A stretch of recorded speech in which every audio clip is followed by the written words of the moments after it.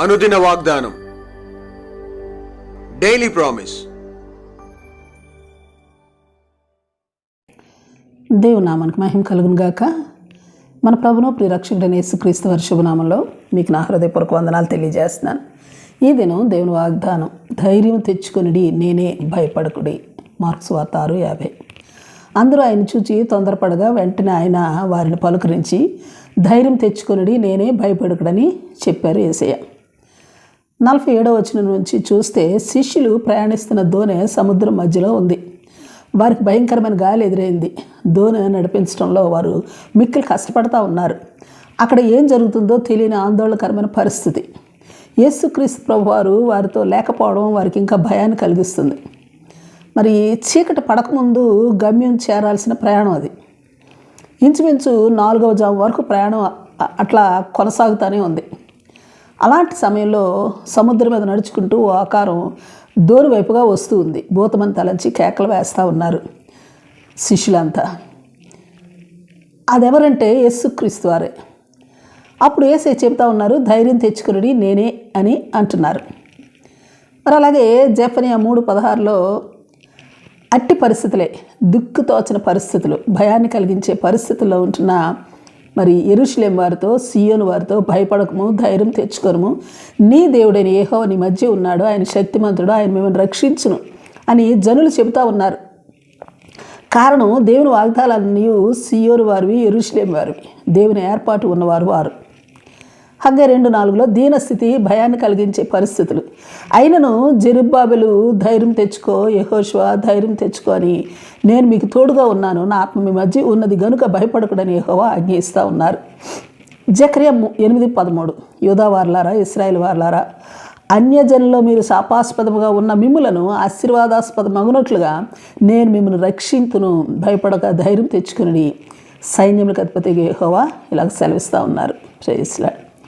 దీని స్థితిలో ఉన్న, గొప్ప స్థితిలో ఉన్న, ఆధారం ఉన్న, ఆధారం లేకపోయినా, సియోను నివాసులైనా, యెరూషలేము నివాసులైనా, లేక యూదా నివాసులైనా, ధైర్యం తెచ్చుకుని, ధైర్యం తెచ్చుకుని, ధైర్యం తెచ్చుకుని. ధైర్యం ఎక్కడి నుంచి తెచ్చుకోవాలి? ఎలా తెచ్చుకుంటారు వారు? ధైర్యం ఎలా వస్తుంది అని చూస్తే, సామెతలు 14:26 యెహోవా యందు భయభక్తులు కలిగి ఉండుట బహుధైర్యం పుట్టిస్తుంది. కీర్తన 138:3 ప్రాణంలో త్రాణ పుట్టించి, అంటే ప్రాణానికి బలాన్ని ఇచ్చుట ద్వారా ధైర్యపరుస్తాడు దేవుడు అంటున్నాడు భక్తుడు. సామెతలు 28:1 నీతిమంతులు అయితే వారి నీతిని బట్టి సింహం వలె ధైర్యంగా ఉంటారు. యెషయా 41:6 ఒకరినొకడు ప్రోత్సహించుకున్నట్టు ద్వారా ధైర్యం వస్తుంది.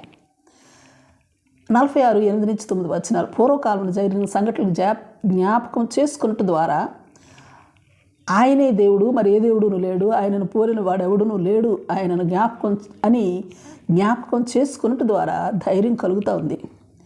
అపొస్తలుల కార్యము 4:31 పరిశుద్ధాత్మ నింపుదల బహుధైర్యాన్ని పుట్టిస్తుంది. 14:3 ప్రభుని ఆనుకుని జీవించడం ద్వారా బహుధైర్యం కలుగుతుంది. 23:11 ప్రభు మన దగ్గర ఉంటే, నిలిచి ఉంటే ధైర్యం వస్తుంది. 28:15 జరిగిన ప్రతి మేలును బట్టి కృతజ్ఞతాస్తుతులు చెల్లిస్తూ ఉండిన వారికి ధైర్యం వస్తుంది. 28:31 మనం చేస్తున్న పనుల్లో ఆటంకం లేకుండా ఉన్నట్లయితే పూర్ణ ధైర్యం కలుగుతుంది. మరి 1 తిమోతి 3:13 క్రీస్తు యేసునందుల విశ్వాసము బహుధైర్యాన్ని కలిగిస్తుంది. 2 కొరింథీ 3:13 దేవుని యందు మనకున్న మరి నిరీక్షణ బహుధైర్యాన్ని కలిగిస్తుంది. హెబ్రీ 10:35 మనం చేసిన ప్రతి పనికి, ప్రతి త్యాగానికి ప్రతిఫలంగా గొప్ప బహుమానం ఉన్నదన్న సంగతి మనకి ధైర్యాన్ని పుట్టిస్తుంది. 1 సమూయేలు 36 ఎట్టి పరిస్థితుల్లోనైనా మన దేవుడైన యెహోవాను బట్టి గొప్ప ధైర్యాన్ని తెచ్చుకొనగలం. హెబ్రీ 13:6 ప్రభు నాకు సహాయకుడు, నరమాత్రుడు నాకేమి చేయగలడు అన్న సంగతిని గమనించగలిగితే భయం పోయి గొప్ప ధైర్యం పుట్టుకొస్తుంది. 1 యోహాను 5:14 దేవుని చిత్తానుసారంగా మనం చేసే ప్రతి మనవి కూడా ఆయన ఆలకించినది మనకు గొప్ప ధైర్యాన్ని కలిగిస్తుంది. 1 దశలోనికలు 2:2 ఏ పరిస్థితుల్లోనైనా మనం ధైర్యం తెచ్చుకొనవలసినది మన దేవుని యందే. అలాగే మరి ఇట్టి లేఖన భాగాలు బట్టి మనం ధైర్యం తెచ్చుకుంటూ 1 దశలోనికలు 5:14 చెప్పబడినట్లుగా ధైర్యం చెడిన వారికి ధైర్యపరచుదుముగాక. ఆమేన్. Praise lord. ప్రార్థన చేసుకుందాం.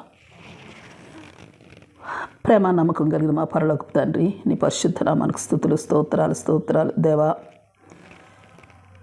మీరు మాలో ఉన్నారు, మాతో ఉండి మమ్మల్ని రక్షించే దేవుడు అని గ్రహించువారమై, నీ యందు భయభక్తులు నిలిపి నీ యందు విశ్వాసము నిరీక్షణ కలిగిన వారమై, నీ వాగ్దానములన్నీ నమ్మి మేము స్వతంత్రించుకుని మెండైన ధైర్యం తెచ్చుకునే కృప మాకెల్లరికి నీ దయచేయమని ప్రార్థిస్తూ యేసు నామములో అడిగి వేడుకొంచున్నాం తండ్రి.